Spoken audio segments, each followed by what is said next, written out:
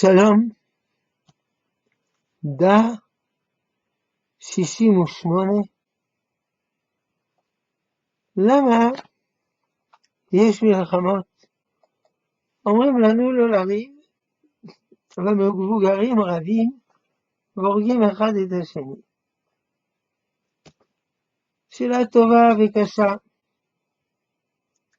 זה בגלל שהם לא יודעים להסתדר יחד.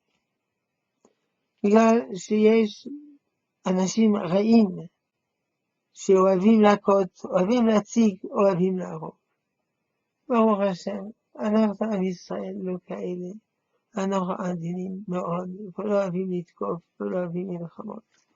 אבל אם תוקפים אותנו, אנחנו מתגוננים. חייבים להתגונן. אבל הורגך, השכם והורגו. ונקווה שאנשים יהיו טובים, ויש שלום על פני כדור הארץ.